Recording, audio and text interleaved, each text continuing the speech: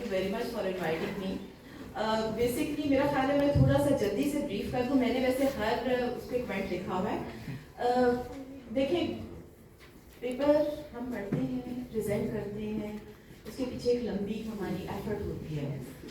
मैं ये नहीं कहूँगी कि आपके पेपर्स स्टैंडर्ड के नहीं थे, they were meeting the standards, but always there is a need to reform or upgrade the standards. So we need to be very careful about the topic and the purpose of the research.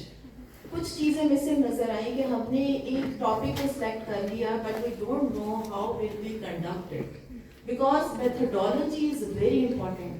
You have to think about the population, the participants.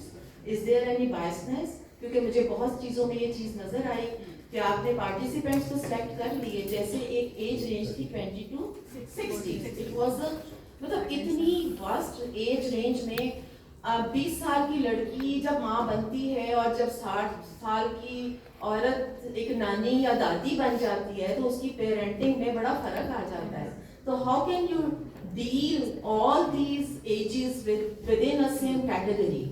If you want to see, आपका दिल चाहता है कि आप इस बड़ी range पे काम करें, तो make some groups, make comparisons.